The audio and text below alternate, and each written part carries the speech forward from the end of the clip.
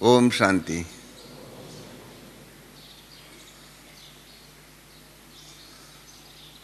बाबा के हर टर्न पर तो मेरा बाबा की मुरली के बाद क्लास होता है, जिसके अंदर बाबा की मुरली के बारे में जो भी डायरेक्शंस होती है, श्रीमत होती है, उसके बारे में गहन विचार करने का चांस मिलता है।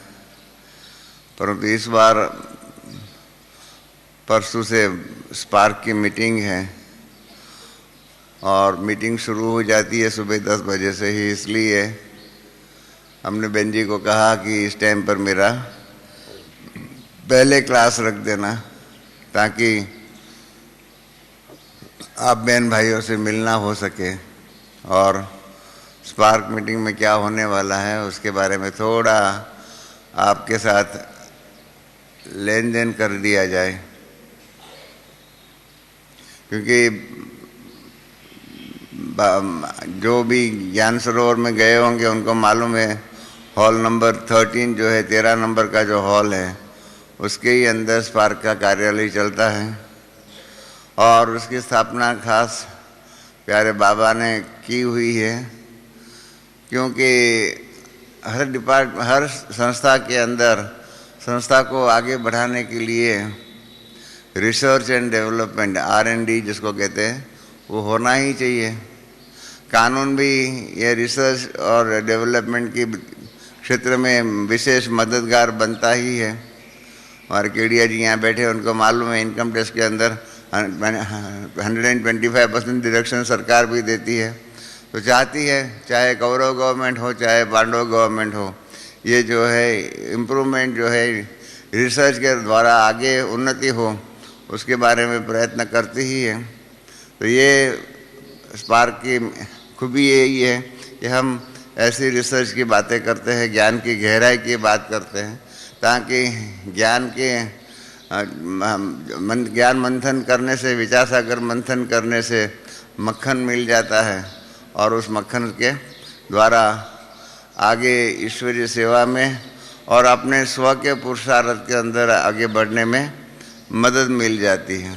तो इसलिए ये कारोबार चलता है और हर वर्ष नक्की करते हैं कोई ना कोई टॉपिक। जैसे इस वर्ष का आपको मालूम है कि जो सेंट्रल थीम है, living spirituality to establish value based society, अर्थात आध्यात्मिक जीवन द्वारा मूल्यनिष्ठ समाज की रचना करना, यह विषय जो है वो भी पिछले साल स्पार्क की मीटिंग जो है उसके अंदर नक्की हुआ था। बाप दादा ने उसकी स्वीकृति दिया और उसके बाद जनरल मीटिंग जब अप्रैल मास में हुई थी तब सब ने इसको स्वीकार किया और सारा ही वर्ष उसी टॉपिक के ऊपर ईश्वरीय सेवा चलती रही। इस वर्ष के लिए भी बाबा ने जो अभी तक अव्यक्त मुरलियाँ जो हैं इस वर्ष की सीज़न की, उसके अंदर जो बातें कही उसमें से हम लोगों ने 4 टॉपिक चुने हुए हैं। एक तो जो आपको शील बहन ने बताया, योग के प्रयोग और उपयोग।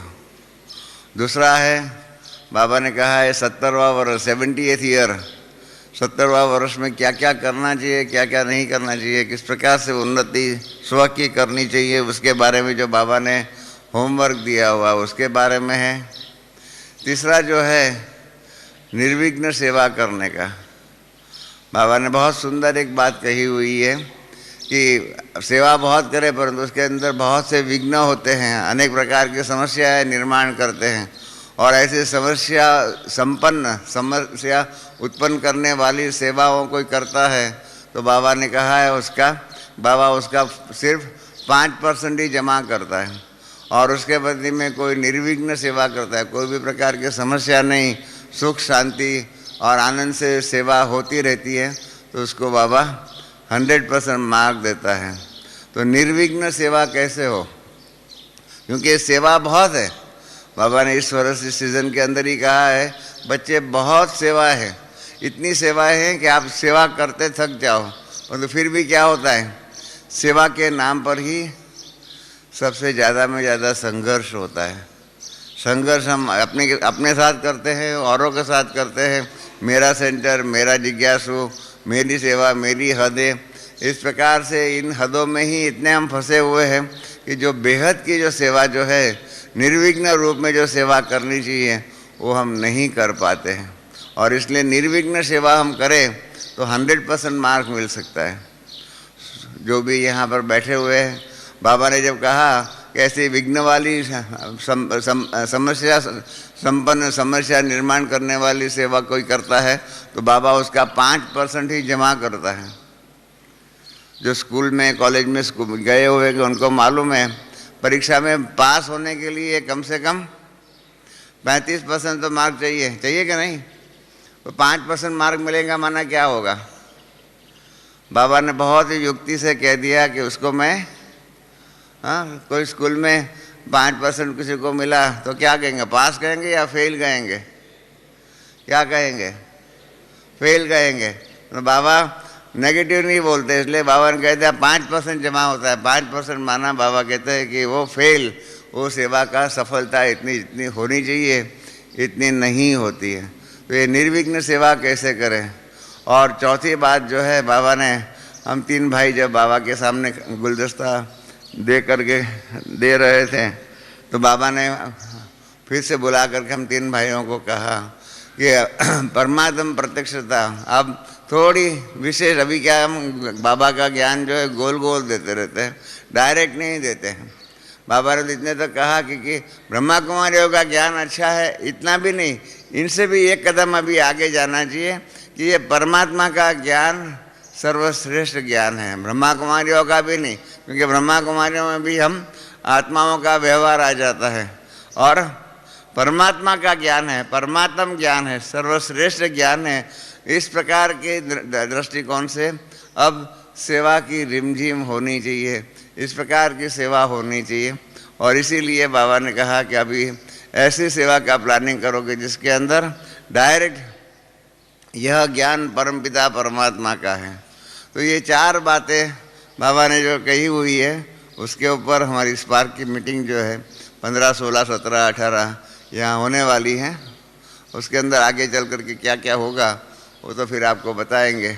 उसके अंदर बाबा ने ये जो कहा हुआ है योग के प्रयोग और उपयोग, तो मैं सोच रहा था कि बाबा ने तो पहले भी कहा हुआ है योग के प्रयोग करो, उपयोग करो, तो काफ़ी पुराना विषय है।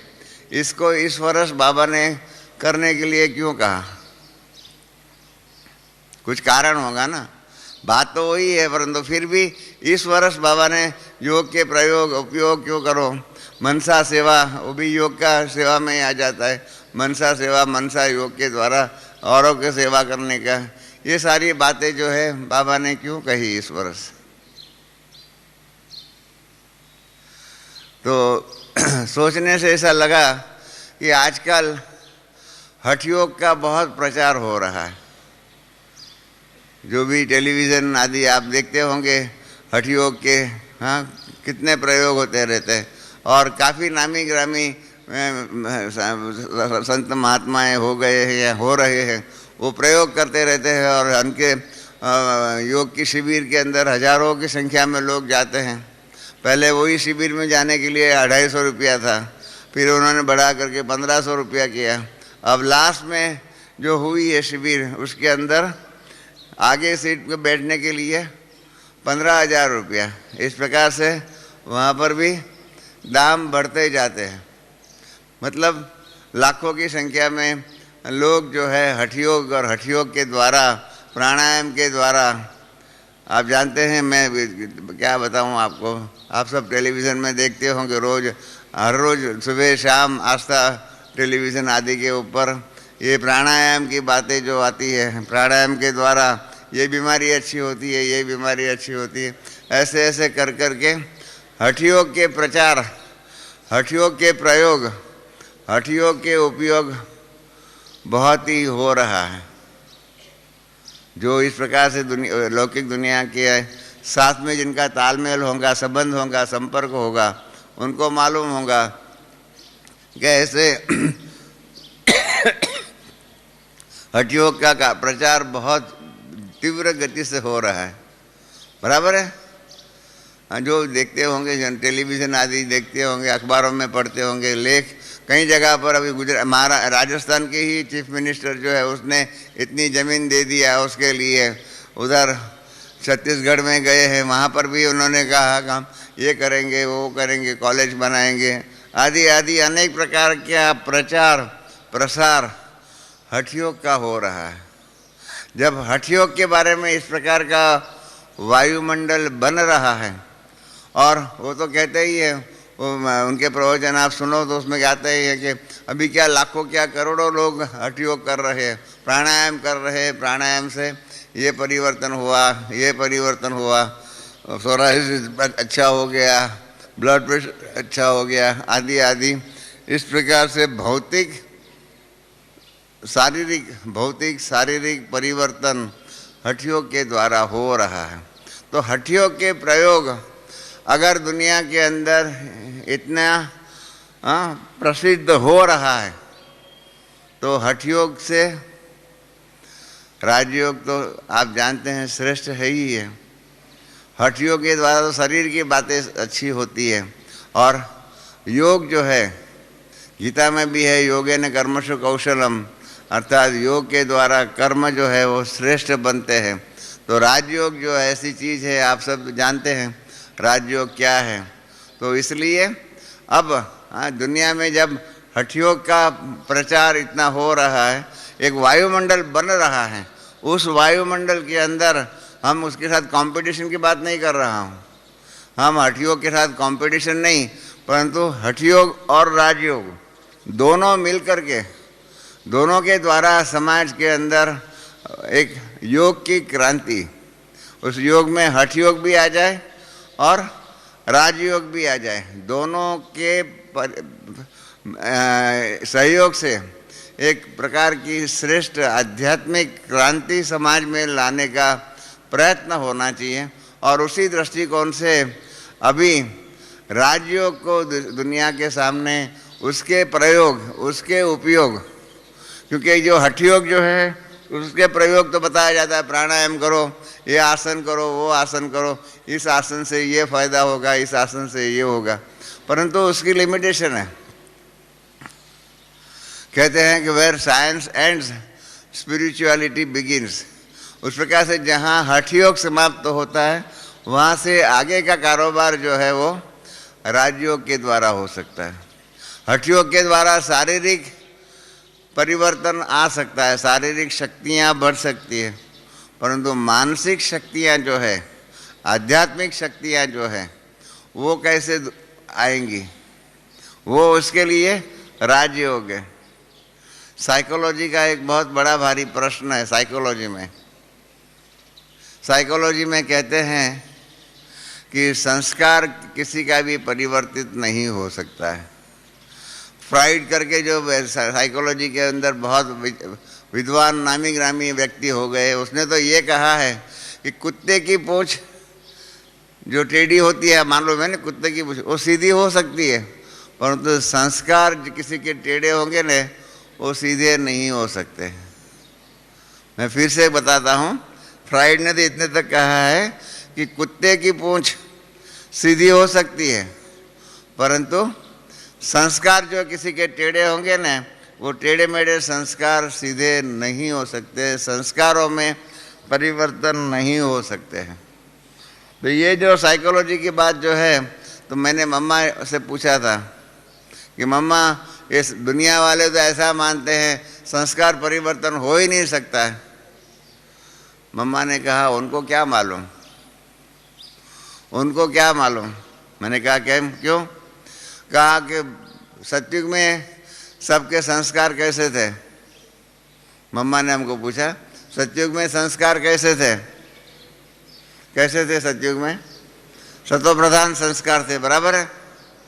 फिर त्रेता में सतो बने, फिर रजो बने, फिर तमो बने।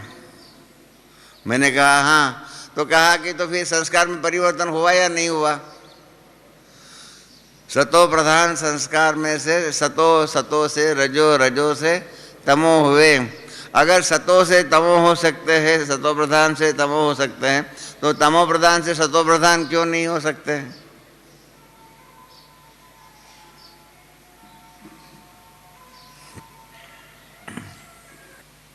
ओम शांति। मैं आपसे मातेश्वरी जी का विचार बता रहा था कि संस्कार परिवर्तन हो सकता है और हम सब का अनुभव यही है।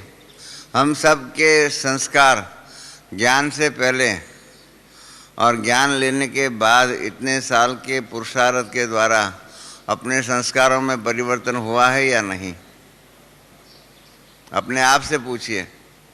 हमारे संस्कार कईयों के क्रोध का होगा, कईयों में मोह का होगा, कईयों के अंदर काम विकार का होगा, कईयों के अंदर अहंकार का होगा। अपने आप से पूछिए। हिंदी में कहते हैं हाथ कंगन को आरसे की जरूरत नहीं है। तो अपने संस्कारों में जो परिवर्तन हुआ है, तो हमारा ये अनुभव है कि योग के द्वारा हमने अपने संस्कारों में परिवर्तन किया है। तो क्यों नहीं ये संस्कार परिवर्तन योग के द्वारा, राजयोग के द्वारा हो सकता है? ये दुनिया के सामने हम प्रसिद्ध करें। योग के द्वारा आप जानते हैं अष्ट शक्तियाँ प्राप्त होती है राजयोग के द्वारा। ये हठ योग के द्वारा होती है। हठ योग के द्वारा निर्णय करने की शक्ति नहीं आएंगी, समाने की शक्ति नहीं आएंगी। ये जो 8 शक्तियाँ जो है ना, वो हठ योग के द्वारा नहीं मिलेंगी, हकीकत है। यहाँ पर हमने बॉम्बे हाईकोर्ट के जजेस को बुलाया था। 10-12 हाईकोर्ट के जजेस आए हुए थे। इन्होंने जब योग के द्वारा 8 शक्तियाँ मिलती है वो चित्र देखा, तो इन्होंने कहा कि रमेश भाई, ये 8 शक्तियों में बाकी सब शक्ति मिले न मिले तो भी अच्छा है, परंतु हमको ये पावर ऑफ जजमेंट, निर्णय करने की शक्ति चाहिए। क्यों?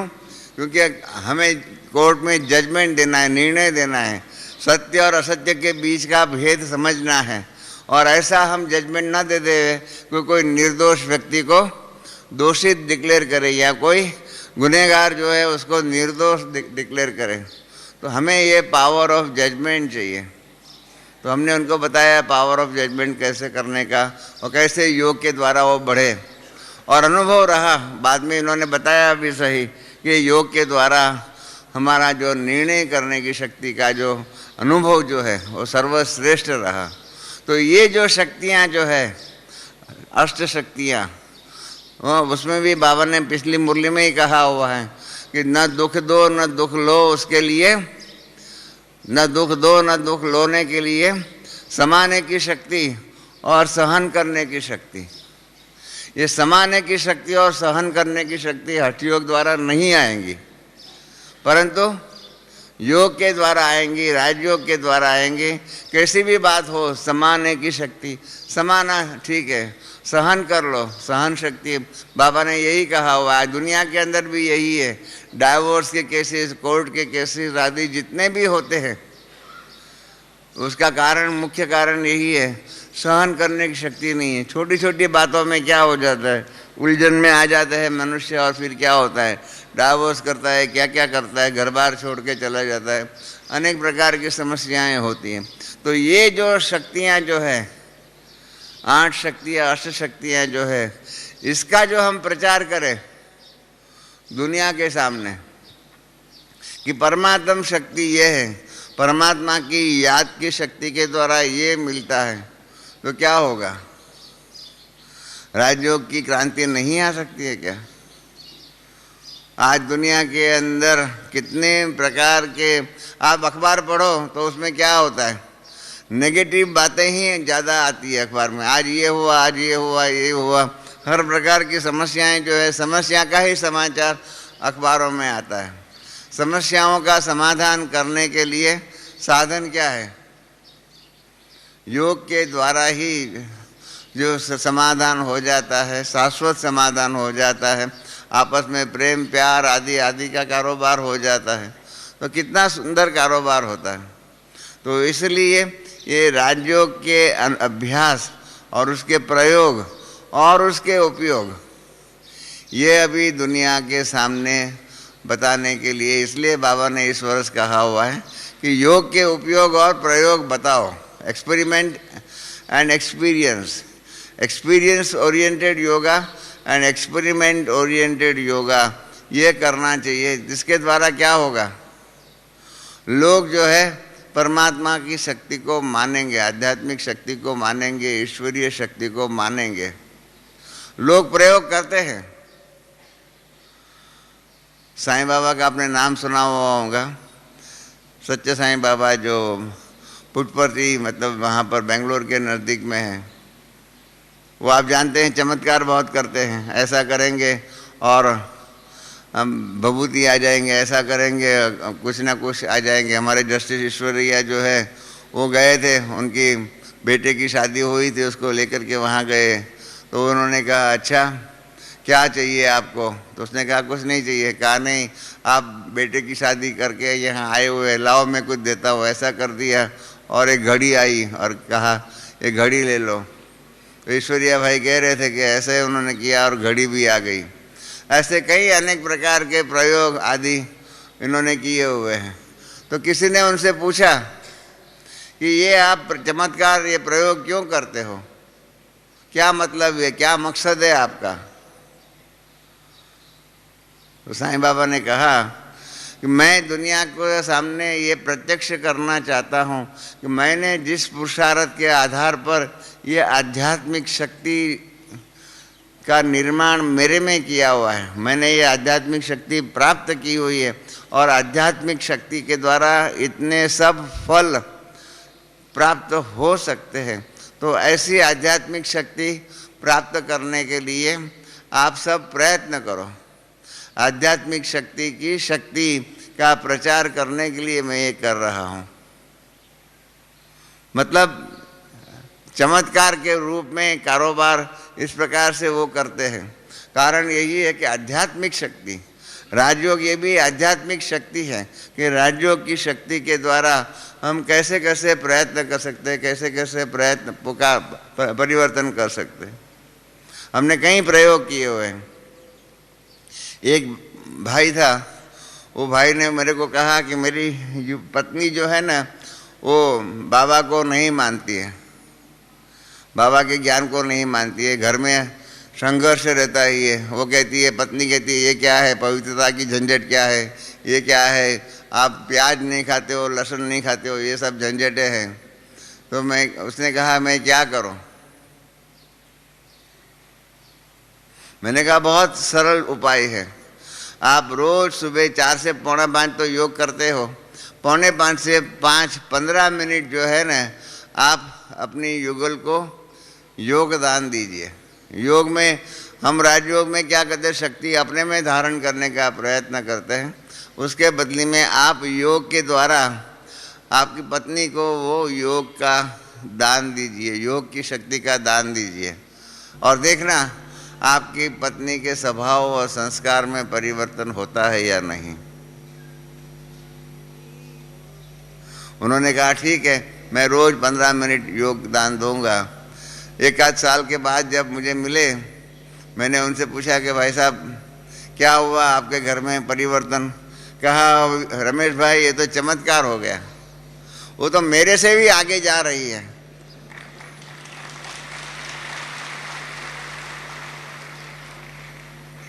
मेरे से भी आगे जा रहे। कभी कभी मुझे लगता है कि इतना आगे जाएगी तो घर का क्या होगा, बच्चों का क्या होगा, मुझे अभी ये फिक्र हो गई है।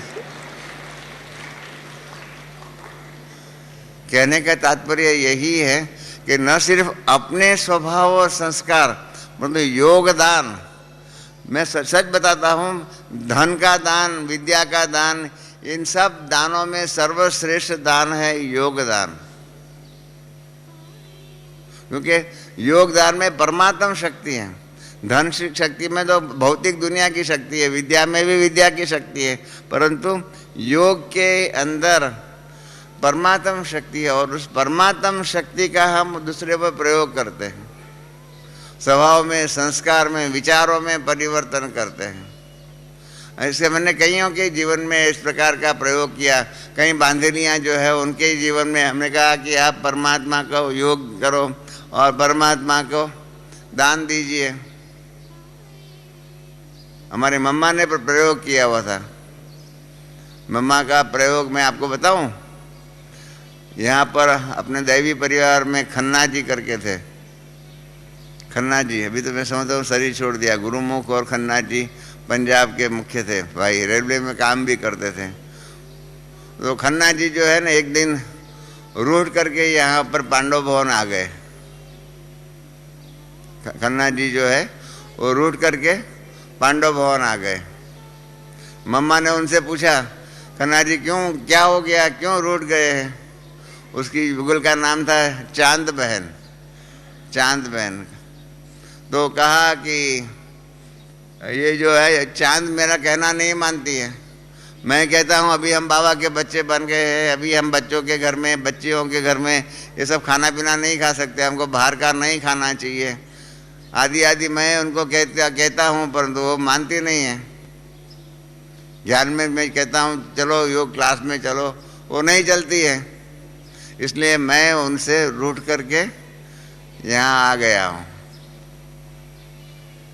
रूठने का तो कईयों को अभ्यास होगा, मैं नहीं समझता हूँ यहाँ कोई ऐसा बैठा हुआ होगा जो अभी तक जिंदगी में रूठा नहीं होगा। कोई है ऐसा जो कभी भी जिंदगी में किसी से भी रूठा नहीं होगा? सबको रूठने का अभ्यास तो है ना। हाँ, चाहे बहनें चाहे भाई, सभी को रूठने का अभ्यास है। तो वो खन्ना जी जो है रूठ करके यहाँ आ गए, बैठ गए। मम्मा ने कहा कि देखो भाई, आपकी समस्या कोई बड़ी नहीं है, आप यहाँ है ना 1 हफ्ते तक यहाँ ही रहो, और 1 हफ्ते तक रोज़ जो है ना सुबह चांद को, मतलब चांद माना उसकी युगल का नाम चांद था, इसलिए मम्मा ने कहा कि चांद बच्ची को योगदान देते रहो, तो देखना क्या परिवर्तन होता है। तो खन्ना जी ने रोज़ सुबह योग, क्योंकि और तो कोई काम था नहीं, सेवा और कोई नहीं थी, तो रोज़ सुबह उनको योगदान देते रहे। और हफ्ता हुआ और वहाँ चांद बहन का उनको पत्र आया। ये खन्ना जी ने खुद ने हमको कहा हुआ है कि रमेश भाई, मम्मा ने कहा योगदान देते रहो, और खन्ना जी ने बताया कि चांद बहन का पत्र आया।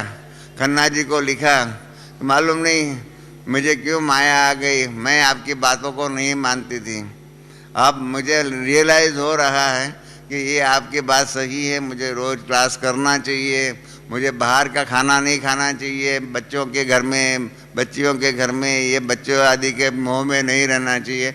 आपकी बात के साथ मैं 100% सहमत हूँ, आप कृपया घर में वापस आ जाइए।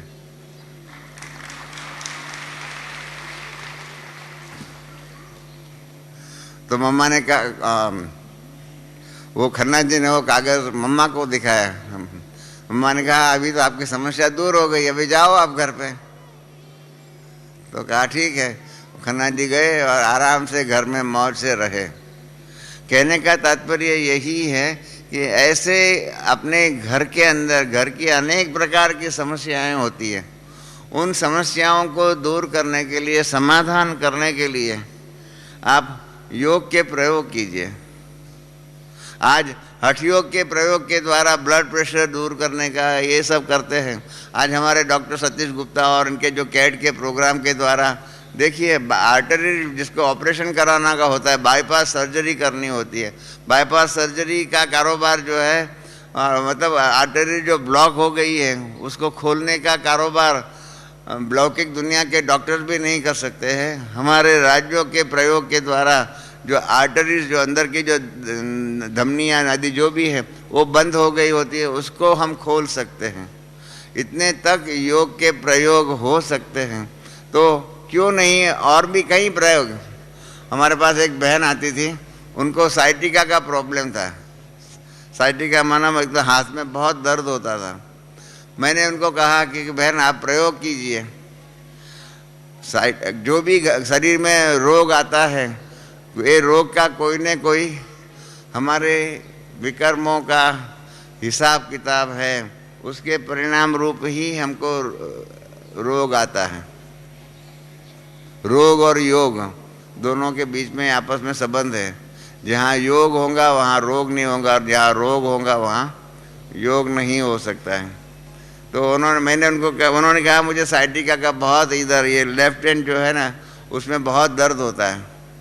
तो मैंने कहा कि आप रोज़ योग करिए। और दृष्टि जो है ना, दृष्टि योग जहाँ पर आपको पेन होता है ना, उसके ऊपर वो योग की दृष्टि दे करके, जैसे वो होता है ना इंफ्रारेड आदि जो भी है, डॉक्टर लोग भी बिजली के किरणों देते हैं, उस प्रकार से प्रकाश की किरणें देते हैं। इस प्रकार से आप योग के किरणें जो है ना, योग की तक शक्ति के किरणों आप अपने जहाँ पर दर्द होता है वहाँ पर ये दीजिए और देखना। क्योंकि जिस उसमें कैसे कारोबार होगा कि जिस विकर्म के कारण आपको ये साइटिका का दर्द हो रहा है, वो विकर्म आप योग के द्वारा भस्म करते हैं।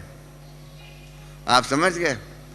हठ योग के द्वारा विकर्म भस्म नहीं होता है, हकीकत है, परंतु राजयोग के द्वारा विकर्म भस्म होता है।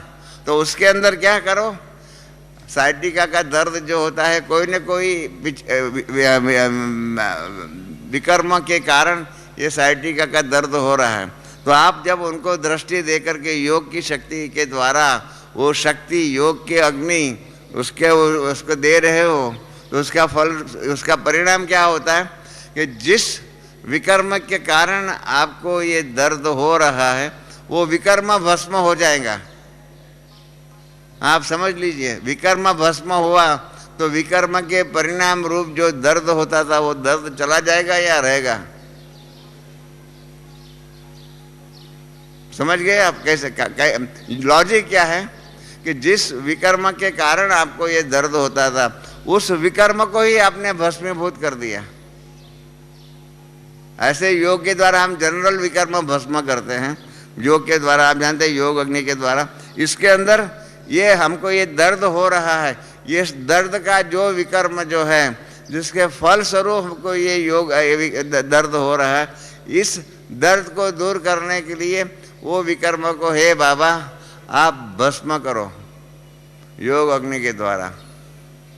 तो जरूर बाबा की शक्ति के द्वारा, आध्यात्मिक प्रयोग के द्वारा वो विकर्म भस्म हो जाएगा, तो वो दर्द ऑटोमेटिकली दूर हो जाएगा। ऐसे बहुत से प्रयोग कर सकते हैं और इस प्रयोग के अंदर क्या होता है आपको मालूम भी पड़ जाता है कि ये प्रयोग के कारण ऐसा हुआ, ऐसा हुआ। और इसके कारण क्या होता है कि इस शक्ति के आधार पर, इस प्रयोग के आधार पर सामने वालों को सुख का, सामने वालों को शांति का आदि का हम अनुभव भी करा सकते हैं। बहुत से प्रयोग हो सकते हैं। आज बाबा दादी जानकी भी कह रही है विदेश के अनुभव के आधार पर आज की दुनिया के अंदर लोगों को शांति की ज़रूरत है, शांति की अनुभूति की ज़रूरत है। ये शांति की अनुभूति, ये सुख की अनुभूति, ये आनंद की अनुभूति हठयोग के द्वारा नहीं आ सकती। ये अनुभूतियाँ जो है हमारे राजयोग के द्वारा आ सकती हैं। योग के द्वारा आज के मनुष्य जो बहिर्मुखी हो गया है, वो अनेक प्रकार की लालसा है, अनेक प्रकार की वासनाएं, अनेक प्रकार की इच्छाएं, ये सभी पर विजय प्राप्त करना हो और इच्छा मात्रम अविद्या बनना हो, तो योग की शक्ति ही काम में आएगी। योग की शक्ति के द्वारा आज भी बाबा ने मुरली में कहा ना, चित्र को नहीं याद करो, क्योंकि सचित्र शरीर भी एक प्रकार का चित्र है, तो चित्र को याद नहीं करने का है। विचित्र परमात्मा जो है उसको ही याद करना है, आत्मा को ही याद करना है। तो ये जब हम शरीर, देह और देह के सभी संबंध पदार्थों से दूर होते हैं योग के द्वारा, तो क्या हो जाएगा? दुनिया के सभी प्रकार के रोग जो है, सभी प्रकार की समस्याएं जो है, ये योग की शक्ति के द्वारा दूर हो सकते हैं। अब इसके प्रयोग, इसका प्रचार दुनिया में करना है।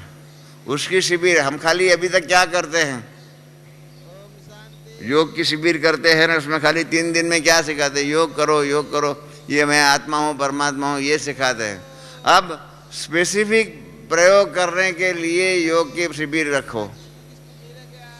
भाई तुम्हारे को क्या है, सिर दर्द है, ये है, वो जो भी है, इसको, उसी दर्द को, इसी समस्या को दूर करने के लिए योग के प्रयोग किस काम के हैं। ये एडवांस स्टेज के योग की शिविर हम शुरू करें तो क्या हो जाएगा, लोगों के अंदर योग की शक्ति का प्रभाव पड़ेगा। अभी तक हमने, आप जानते हैं हमारे सब्जेक्ट 4 हैं, ज्ञान, योग, धारणा और सेवा। हम सेवा को अलग समझते हैं, योग को अलग समझते हैं, ज्ञान को अलग समझते हैं, धारणा को अलग समझते हैं। अब योग और सेवा दोनों को मिक्स करके योग के द्वारा सेवा करो। अभी तक हम जितनी भी सेवा करते हैं ना, ज़्यादा करके ज्ञान के द्वारा सेवा करते हैं, प्रवचन करते हैं, आदि आदि जो भी करते हैं ज्ञान के द्वारा ही सेवा करते हैं। योग के द्वारा बहुत कम सेवा करते हैं। माफ़ करना, मेरा जो कहना जो है, आप सब जितने भी यहाँ टीचर्स आदि बैठे हुए होंगे, इन सबको मेरा अनुरोध है कि आप अब योग को सेवा के अंदर और बढ़ाइए। योग के प्रयोग का दुनिया में प्रचार कीजिए, प्रसार कीजिए। आज हम मीडिया के द्वारा, मीडिया का प्रचार करते हैं, इन सब बातों का करते हैं।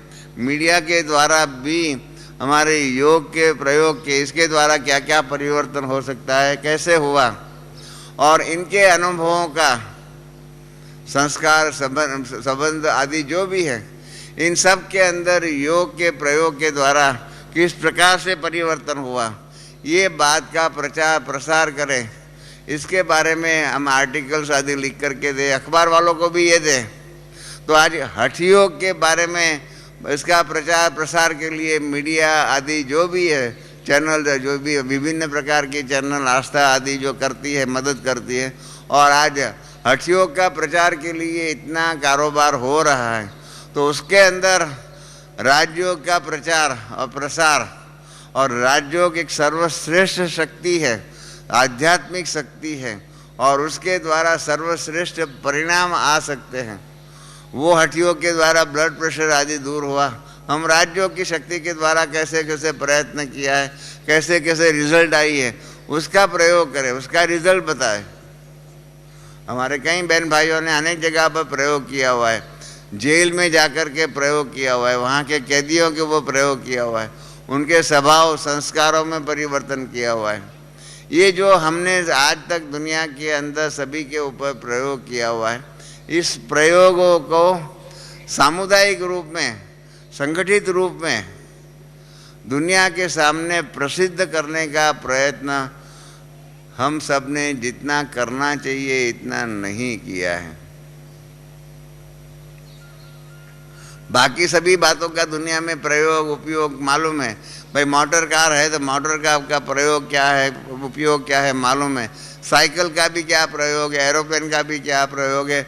इस प्रकार से दुनिया के बाकी जितने भी साधन हैं, इन सभी साधनों के द्वारा साधना कैसे हो सकती है, उसका उपयोग कैसे हो सकता है, ये बताया गया है। अब ज़रूरत है कि योग रूपी जो साधन जो है, जो परमपिता परमात्मा ने हम सबको दिया हुआ है, ये साधन के द्वारा साधना कैसे करें और उसके द्वारा समाज के अंदर सुख, शांति, आनंद आदि की अनुभूति कैसे हो, वो बहुत काम में आ सकता है, बहुत मददगार बन सकता है योग की शक्ति के द्वारा। मैंने कई अनेक प्रकार के अनुभव बताए हुए थे। मैं बहन जी ने आपको बताया कि कानून की दुनिया में मैं रहता हूँ, मुझे मालूम है। मैं आपको एक मिसाल बताता हूँ कानून की दुनिया का, कि मुझे दादी जी ने हांगकांग भेजा था। जब हांगकांग भेजा तो वहाँ पर अपनी संस्था को रजिस्टर्ड करना था। तो मैं गया, शाम को वहाँ पर पहुँचा तो वहाँ के सॉलिसिटर ने अपने संस्था का कॉन्स्टिट्यूशन कैसे होना चाहिए, कॉन्स्टिट्यूशन का ड्राफ्ट बनाया हुआ था। और शाम को गया तो सॉलिसिटर ने कहा कि ये मैंने तो ड्राफ्ट बना दिया है, आप सब साइन करो, हम रजिस्टर करा देंगे। तो मैंने मन में सोचा कि ये तो ड्राफ्ट तो उसने बनाया, परंतु हमने तो पढ़ा नहीं है, ये ठीक है नहीं ठीक है कैसे हम समझे। अब सामने वाला तो लौकिक दुनिया का था। हमने कहा कि हमको पढ़ना है, तो उसने कहा कि आप क्या पढ़ेंगे। आप तो हम भारत से आए हुए, आप यहाँ के कानून को नहीं जानते हैं, और मैं यहाँ का नंबर 1 सॉलिसिटर हूँ, मैं यहाँ का कानून जानता हूँ, आप मेरे कानून मेरे लिखत में आप क्या समझेंगे। तो मैंने फ़ौरन जरा युक्ति से कहा उनको, आपने तो बड़ा बहुत अच्छी तरह से लिखा हुआ होगा, परंतु मुझे भी यहाँ के कानून का थोड़ा अभ्यास करना है, तो इसलिए आपने क्या लिखा है उसका थोड़ा मैं अभ्यास करूँ, और कल सुबह हम लोग आएंगे और कागज़ पर साइन कर देंगे। तो बेचारे का अहंकार जो है वो थोड़ा, उसको मैंने संतुष्ट किया। तो उसने कहा ठीक है, कल सुबह आप 9 बजे आना और साइन करके जाना, भले आप ये लेके जाओ और आपको बहुत कुछ सीखने को मिलेगा। मैंने कहा ठीक है। शाम को तो घर पे आ गए, सेंटर पर आ गए, खाना पीना खाया, सो गए। सुबह क्लास हुआ, क्लास के बाद 1 घंटा रहा हुआ था, तो मैंने वो पढ़ना शुरू किया। मैंने बाबा को योग में कहा, बाबा ये डॉक्यूमेंट तो उसने बनाया है, ये ठीक है या नहीं है मुझे क्या मालूम, मैं यहाँ के कानून को नहीं जानता हूँ, परंतु ऐसा न हो कि इस डॉक्यूमेंट में कोई गलतियाँ रह जाए और अपना काम बिगड़ जावे। इसलिए बाबा मैं पढ़ता जाऊँगा, आपकी याद में पढ़ता रहता हूँ, और उसमें कोई भी गलतियाँ तो मुझे बताते रहना। इस प्रकार से मैंने योग का प्रयोग वो डॉक्यूमेंट पढ़ने में किया। पढ़ता रहा तो जहाँ जहाँ मेरे को लगा कि ये बराबर नहीं है, ये बराबर नहीं है, ऐसे वहाँ पर निशान करता गया, क्योंकि 1 घंटा ही थे मेरे पास, ज़्यादा था टाइम नहीं था, और हमने निशान कर दिए और पढ़ लिया। और उसके बाद हम फ़ौरन उसके पास गए, सॉलिसिटर के पास। जब हम गए उन्होंने कहा आपने पढ़ लिया? मैंने कहा हाँ पढ़ लिया। कहा आपको बहुत सीखने को मिला होगा? मैंने कहा हाँ बहुत सीखने को मिला, जरा मेरे प्रश्न है थोड़े, मैंने पढ़ते पढ़ते मेरे को कई बातें समझ में नहीं आई, मैं आपको पूछ सकता हूँ? उसने कहा भले पूछो। तो मैंने एक के बाद एक बताना शुरू किया। मैंने कहा ये ऐसा क्यों लिखा हुआ है? तो उसने पढ़ करके कहा ये तो मेरी भूल है। तो कहा मैं परिवर्तन करूँगा। फिर दूसरा बताया, उसमें भी उसको अपनी भूल लगी। ऐसे करते करते सारे डॉक्यूमेंट के अंदर जितनी भी भूलें जो बाबा ने मुझे योग में बताई थी वो सारी उनको दिखा दी। फिर हमने कहा कि ठीक है अभी चलो हम साइन करते हैं।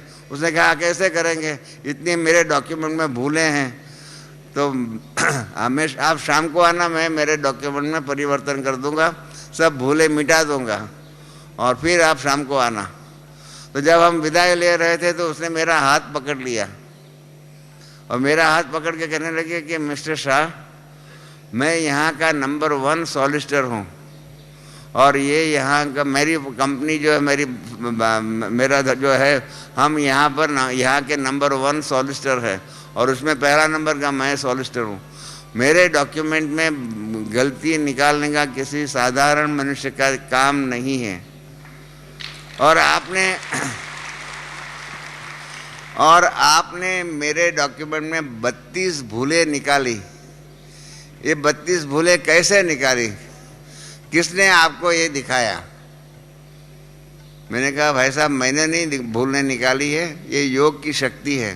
परमपिता परमात्मा की याद में बैठ कर के मैंने पढ़ना शुरू किया। मैंने बाबा को कहा कि बाबा ये डॉक्यूमेंट है, मैं यहाँ के कानून को नहीं जानता हूँ, आप तो धर्मराज है, सारी दुनिया के कानूनों को आप जानते हो, आपके ही कहने मुताबिक सारी दुनिया के कानून चलते हैं, आप मुझे मदद करना, और आप इसमें से जो गलतियां हैं वो बता रहे हैं।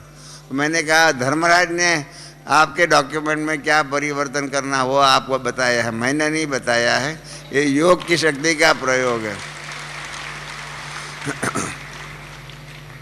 तो ऐसे मतलब बहुत से प्रयोग लौकिक दुनिया के अंदर, कारोबार के अंदर भी आता है। हमारे ऑडिट के अंदर हम देखते हैं, और ऑडिट के अंदर भी हम जब बहनों को हमारे पास हिसाब किताब लेकर के आती है तो बहनों का यही अनुभव है बहुत करके, रमेश भाई बाकी सब ने चेक किया हुआ होगा और उन्हों को भूल नहीं मिलेंगी, आपके पास आते हैं और आप कहाँ ना कहाँ कैसे भी उसमें से भूलें निकाल रखते हो। मैं कह आप कहाँ से, आपको ये बाबा ने वरदान दिया है क्या? मैं कहता हूँ कि क्या करूँगा, ये वरदान है ही है। अभी की बात बताऊँ, सोलापुर में मैं गया, सोलापुर गया तो वहाँ बाबा की ट्रांसलाइट लगी हुई थी। बाबा की ट्रांसलाइट लगी हुई थी तो मैंने बाबा की ट्रांसलाइट को देखा और मैंने कहा वहाँ के क्लास वालों को कि ये ट्रांसलेट तो उल्टी लगी हुई है, सीधी नहीं है, गलत लगी हुई है। तो वहाँ के भाई बहन सब कह रहे हैं, अरे रमेश भाई, हजारों लोगों ने ट्रांसलेट देखी है, किसी ने गलती नहीं बताई और आपको गलती लगे, आप में कोई, आप कैसे ऐसा कह सकते हो। मैंने उनको बताया कि ट्रांसलेट ऐसे नहीं, ऐसे है, ये आप देखो, बराबर आप देखो, बाबा का जो ट्रांसलेट में ये जो जेब होता है ना, इस साइड में आता है। आप सब जितने भी कुर्ता पहनकर बैठे, आपका इस साइड में आता है। ट्रांसलेट में उल्टा हो गया तो कुर्ता जेब यहाँ आ गया। मैंने उनको बताया कि ये देखो उल्टी है ट्रांसलेट। तो सब ने फिर देखा, बराबर कहा कि रमेश भाई, हजारों ने ये ट्रांसलेट देखी, हमारे क्लास में इतने 4-5 साल से ये है, किसी को ये भूल दिखाई नहीं पड़ी, आपको कैसे दिखाई पड़ी। मैंने कहा मेरा धंधा ही यही है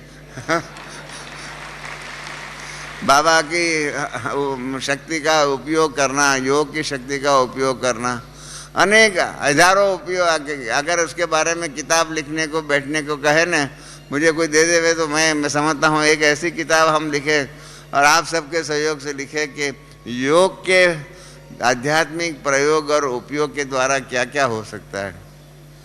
मैं सच बताता हूँ, दुनिया के अंदर रिद्धि सिद्धि के प्रयोग होते हैं, इनके वो तो हमारे आगे कुछ नहीं है। इतने सुंदर श्रेष्ठ रिद्धि सिद्धि के प्रयोग योग की शक्ति के द्वारा हम कर सकते, हो सकता है, परंतु हम उसमें जाते नहीं, ये हकीकत दूसरी बात है। परंतु बाकी अगर हम चाहे और दुनिया के अंदर योग की शक्ति के द्वारा ईश्वरीय सेवा का कारोबार करें, मेरा मानना ऐसा है कि हम राजयोग की शक्ति का एक आध्यात्मिक क्रांति का प्रयोग दुनिया के अंदर कर सकते हैं। क्योंकि ऐसी अनुभूतियाँ जो हैं, बाबा ने भी मुरली में कहा हुआ है कि सामने वालों को अनुभव कराने की शक्ति दुनिया में और किसी के पास नहीं है, आपके ही पास है। मैंने पहले भी एक बार अनुभव में यहाँ सुनाया था कि मैं मैक्सिको में गया था। मैक्सिको में गया तो वहाँ की एलिना बहन जो है, मेरा भाषण हुआ, पूरा हो गया, उसके बाद एलिना बहन जो है मेरे पास आई और एक बहन को लेके आई। उसने कहा कि ये बहन जो है हमारी यहाँ की टेलीविज़न की बहुत नामी ग्रामी एक्ट्रेस है। मैंने पहले भी अनुभव यहाँ सुनाया था कि ये हमारे यहाँ की बहुत नामी ग्रामी एक्ट्रेस है। जैसे हिंदुस्तान के अंदर कहीं होते हैं ना टेलीविज़न के एक्ट्रेस, आप जानते हैं तुलसी आदि आदि जो है बहुत प्रसिद्ध हो गए। एकता उसमें एक सास भी कभी बहू थी, आदि आदि घर घर की कहानी में कैसे प्रसिद्ध हो गई एक्ट्रेस, ऐसी वो एकदम नामी ग्रामी है। और ये बहन जो है उसने अभी तक शांति का अनुभव नहीं किया, उसके अंदर बहुत अशांति है, इसको शांति का अनुभव करना है। आप कराएंगे? मैंने कहा कोशिश करूँगा बाप, क्योंकि ये शांति का अनुभव कराने की शक्ति मेरे में नहीं है, परमात्मा में है। और परमात्मा उनको शांति का अनुभव कराना चाहता है तो मैं निमित्त बनने लिए तैयार हूँ। हम तो निमित्त बन सकते हैं, बाकी काम तो परमात्मा का ही है। तो उस बहन को हमने बिठाया और दृष्टि देना शुरू किया। दृष्टि देते देते देते मतलब वो बहन एकदम शांति में, एकदम गहन शांति में चली गई। 15 मिनट, 20 मिनट, 1 घंटा, 2 घंटा, 3 घंटे तक वो बहन एकदम गहन शांति में, और उसकी आंखों में से पानी बहता रहता था। वो मतलब 3 घंटे तक शांति में एकदम रही। और उसके बाद हमने कहा कि अभी इसको तो बहुत बैठ गई है शांति में, और एकदम शांति के सागर में डूब गई है। इसलिए हमने फिर उनको दृष्टि दे करके दृष्टि देना बंद कर दिया और उसको वो फिर से वास्तविक दुनिया में आ गई। और उसके बाद उसने कहा कि ज़िंदगी में पहली बार मैंने सच्ची शांति का अनुभव किया। तो हमने उस बहन को कहा कि आपको सच्ची शांति का ज़्यादा अनुभव करना है तो माउंट आबू आइए, हमारे यहाँ शांति का अनुभव कीजिए। और वो सचमुच वो बहन जो है माउंट आबू भी आई और बहुत सुंदर अनुभव करके गई। कहने का तात्पर्य यही है कि ऐसे अनुभव करने कराने की शक्ति जो योग में ही है, ये शांति का अनुभव, ये सुख का अनुभव, आनंद का अनुभव, ये सब अनुभव हम कराए तो क्या हो जाएगा, ऐसे अनुभव दुनिया में और कोई नहीं करा सकता। थोड़ा आज की दुनिया में डॉक्टर भी कहते कि बीमारी होती है तो क्या करते हैं, थोड़ा मतलब नींद की गोली आदि दे देते हैं। इसके कारण क्या होता है, थोड़े अल्पकाल के लिए थोड़ा कुछ न कुछ प्राप्ति हो जाती है, परंतु योग के द्वारा लंबे समय के लिए शाश्वत शांति, शाश्वत सुख, शाश्वत आनंद आदि का अनुभव हो सकता है। भक्ति मार्ग में भी कहानी है ना, योग की दृष्टि में कितनी शक्ति है। महाभारत में 11 गीताएं हैं। 11 गीताओं में एक गीता है व्याघ्र गीता। जिन्होंने महाभारत पढ़ा होगा उनको मालूम होगा, महाभारत में 11 गीता है, उसमें एक व्याघ्र गीता है। व्याघ्र माना शिकारी, शिकारी की गीता।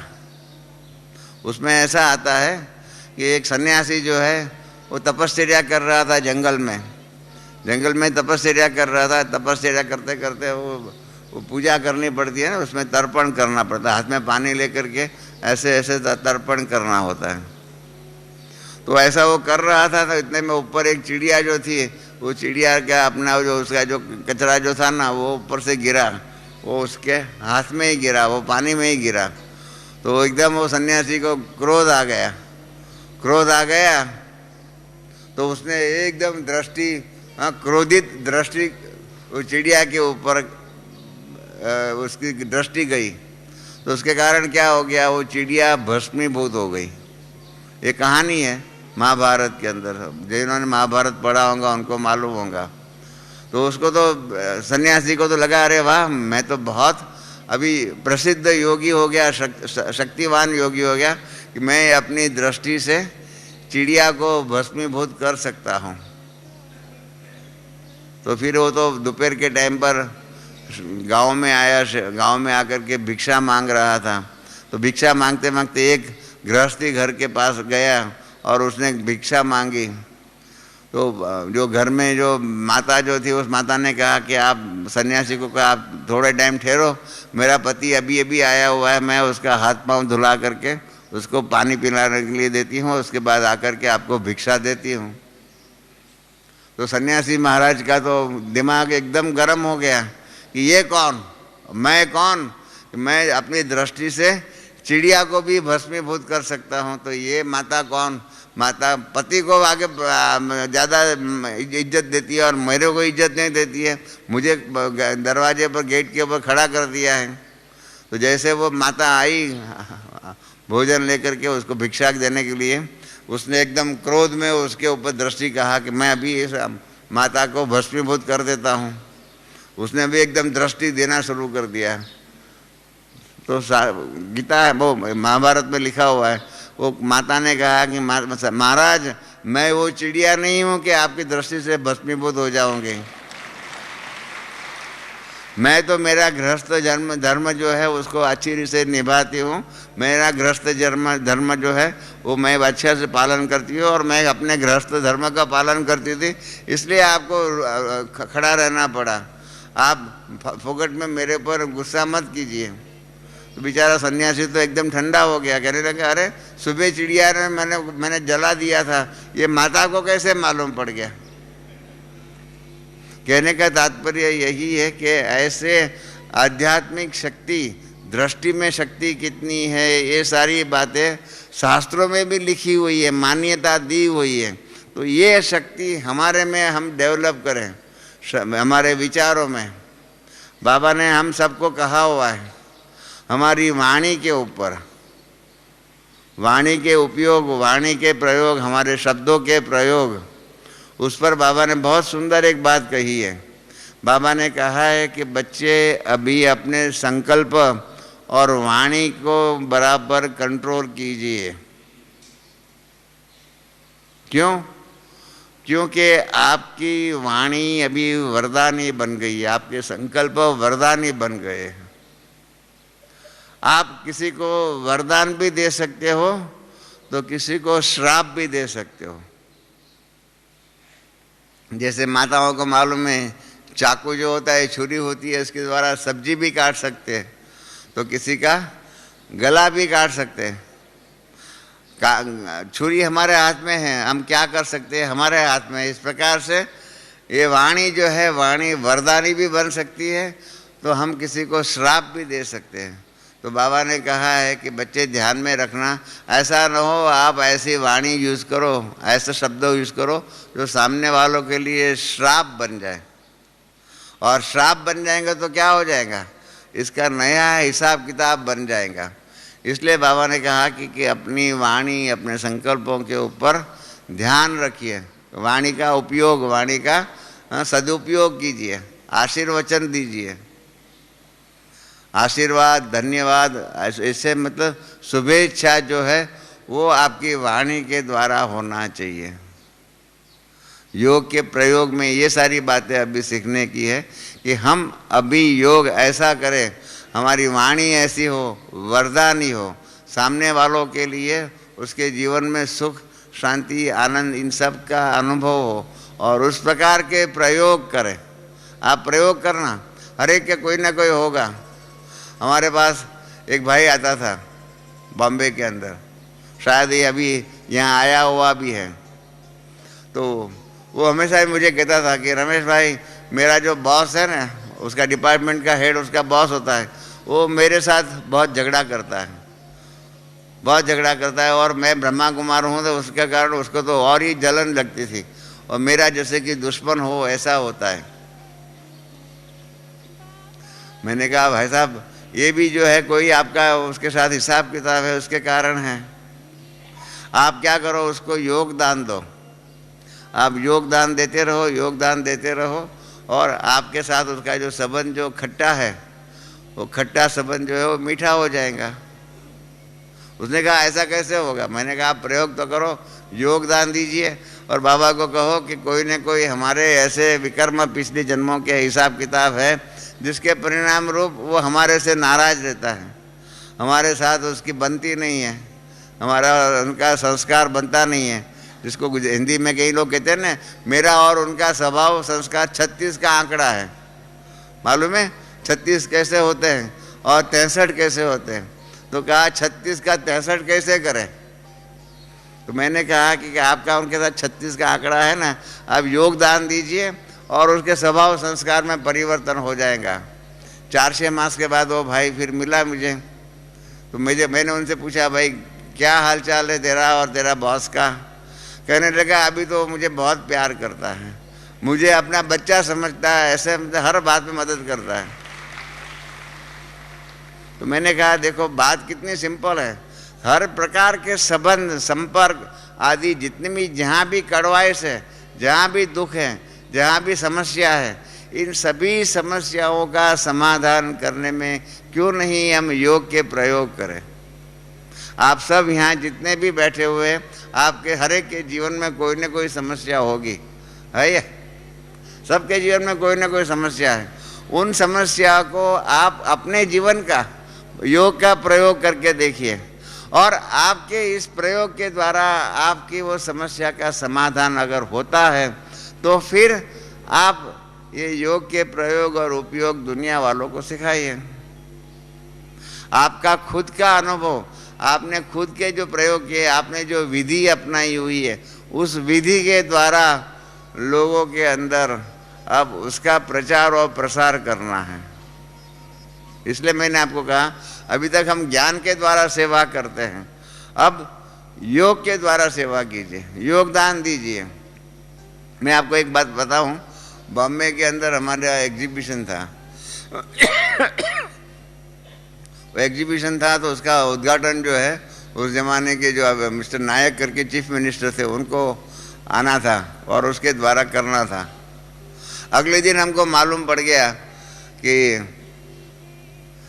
ये जो चीफ मिनिस्टर जो है, नायक जो है, वो उसको और कोई काम आ गया है और अपने फंक्शन में नहीं आएगा। तो दूसरे दिन सुबह मैंने क्या किया, मैंने कहा कि भाई चलो मिस्टर नायक को मैं योगदान दूँ। मैंने योगदान देना शुरू किया है ना, तो बाबा ने रिफ्यूज़ कर दिया कि नहीं बच्चे, उसको योगदान देने की ज़रूरत नहीं है, उसका ड्रामा में पार्ट ही नहीं है, इसलिए आप योगदान देंगे परंतु उसका पार्ट नहीं है, इसलिए आपकी योग की शक्ति आपके पास वापस आ रही है। और सचमुच ऐसा हुआ। वो नायक जब तक चीफ मिनिस्टर है, ज्ञान के अंदर कभी भी उसने सुना नहीं, कभी भी आए नहीं। आप योगदान देते रहेंगे, सामने वालों का अगर पार्ट होगा, सामने वाला तो आपको जरूर वो रिसीव करेगा, और उनका पार्ट नहीं होगा तो आपका योगदान जो है ना वो आपके पास वापस आएगी, आपकी शक्ति आपके पास वापस आएगी। इतने सुंदर सुंदर अनुभव आपको योग की शक्ति के हो सकते हैं। ये जैसे पैसे की शक्ति आप सबको मालूम है, 100 रुपया होगा तो 100 रुपये में क्या आ सकता है मालूम है। बाकी सब प्रकार की शक्तियों का आपको उपयोग मालूम है। योग की शक्ति का प्रयोग आपने इतना नहीं किया हुआ है, और उसके ही कारण क्या हो गया है, हमारा राजयोग को हमने दुनिया के अंदर जितना प्रसिद्ध करना चाहिए वो नहीं किया है। आज दुनिया के अंदर, इसलिए मैं फिर से कह रहा हूँ, आज दुनिया के अंदर हठ योग के बारे में वायुमंडल पॉजिटिव बन रहा है।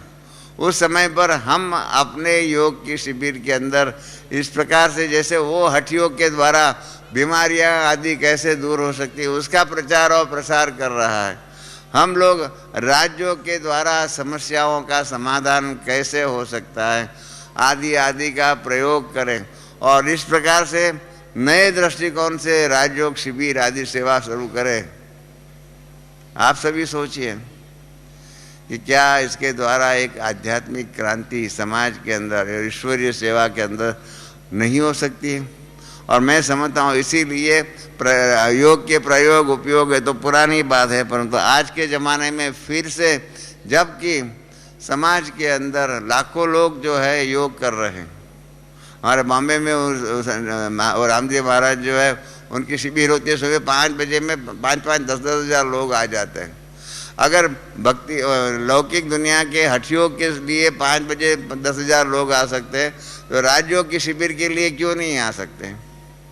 परंतु क्या है, हमने उसका प्रयोग किया नहीं है, हमने इसका प्रचार नहीं किया है, लोगों के अंदर उसका उपयोग क्या हो सकता है वो इतना बताया हुआ नहीं है।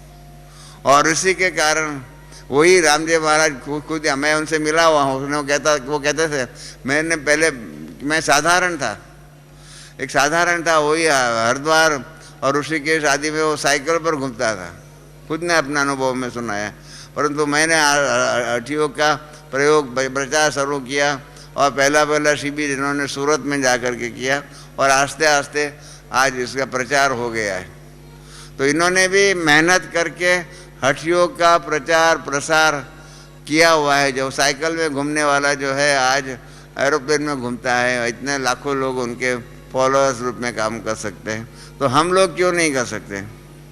हमारे पास तो परमात्म शक्ति है, श्रेष्ठ शक्ति है। बाबा जिसको कहते हैं, आपके पास तो एटम बॉम्ब, आत्म बॉम्ब है और परमात्म बॉम्ब है। इतनी श्रेष्ठ शक्ति हमारे पास है, तो क्यों नहीं हम इन शक्तियों के प्रयोग के द्वारा, उपयोग के द्वारा अपनी ईश्वरीय सेवा के अंदर 4 चांद लगा दें। आप सब प्रयोग करके देखना। आज यहाँ आए हो ना, तो आज एक बार इतना नक्की कर दो कि हम योग की शक्ति का एक प्रयोग करेंगे, और कुछ नहीं, ज़्यादा नहीं, एक प्रयोग करके देखो। कोई भी एक समस्या हो, समस्या तो सबके पास है, कोई न कोई एक समस्या का समाधान करने के लिए, उसी समस्या को दूर करने के लिए आप अपने योग की शक्ति का प्रयोग उस समस्या का समाधान पर कीजिए, और वो समाधान उसका होता है तो वो विधि समझ लीजिए, और फिर उस विधि के द्वारा आगे का कारोबार कीजिए। एक छोटा सा प्रयोग नहीं कर सकते क्या? कठिन है क्या प्रयोग? समस्या तो सबके सामने है, कोई ना कोई एक समस्या को आइडेंटिफाई कीजिए और इस प्रकार से ये कीजिए। अरे इतने तक कई विद्यार्थी होंगे परीक्षा में बैठने वाले होंगे, उनको कहो कि आप योग की शक्ति के द्वारा पावर, एकाग्रता की शक्ति डेवलप कीजिए, और क्या होगा परीक्षा में आप देखना बहुत आगे नंबर से आप पास हो जाएंगे। विद्यार्थी को विद्यार्थी की दृष्टिकोण से, कोई भी जो जिस प्रकार से धंधा करने वाले बिजनेसमैन को उस दृष्टिकोण से समझाओ, जिसकी जो जरूरत है। बाबा ने तो मुरली में इतने तक कहा हुआ है कि आपको सामने वालों की नब्ज देख करके सेवा करनी चाहिए। बाबा ने इतने तक कहा हुआ है कि सुख की इच्छा रखने वाला आपके पास आया, आप सुख के बदले में उसको शांति की अनुभूति कराना चाहेंगे, उसको तसल्ली नहीं होगी। सामने वालों को जो चाहिए वो उसको अनुभव कराओ तो वो बाबा का बन जाएगा। बाबा ने इतने तक योग की शक्ति के प्रचार के लिए, प्रसार के लिए कहा हुआ है कि सामने वाला की जो इच्छा है उसको वो दीजिए। प्यासा होगा उसको क्या पानी पिलाओ तो प्यास उसके बुझ जाएंगी। इस प्रकार से जिसकी जो ज़रूरत है वो आइडेंटिफाई करना पड़ेगा कि ये है उसकी ज़रूरत है, और उसको उस प्रकार की समस्या का समाधान दीजिए।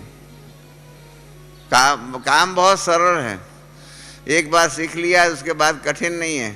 साइकिल पहले सीखते हैं ना तो कठिन लगता है, अरे कैसे होगा ये, 2 पहिए पर हम कैसे बैठ सकेंगे, कैसा होगा, गिर न जाए। परंतु एक बार साइकिल सीख लिया उसके बाद क्या है, आराम से मौज से उसके ऊपर जा सकते हैं। कोई भी चीज़ दुनिया में कठिन नहीं है, हर चीज़ अनुभव से, सीखने से सीख सकते हैं। तो ये योग की शक्ति के प्रयोग और उपयोग क्यों नहीं हम सीख सकेंगे।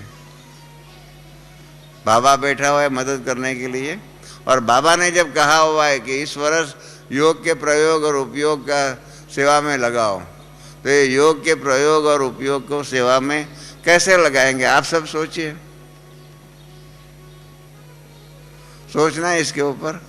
और जो भी कर कोई भी प्रयोग करे और प्रयोग में जो भी आपको सफलता मिले आप हमको पत्र में लिखना।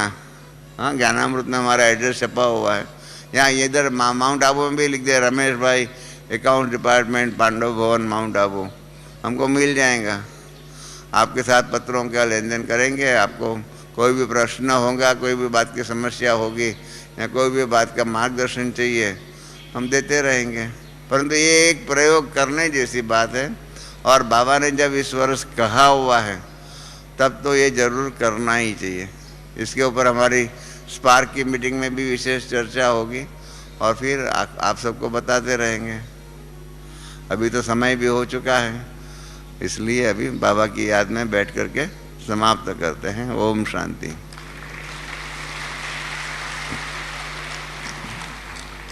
रमेश भाई जी का बहुत बहुत धन्यवाद।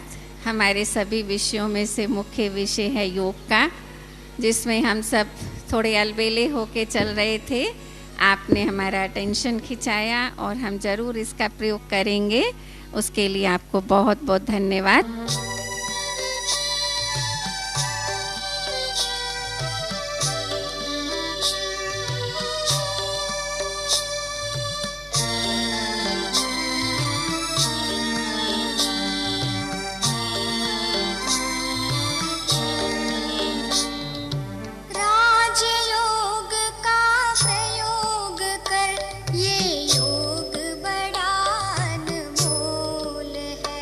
जीवन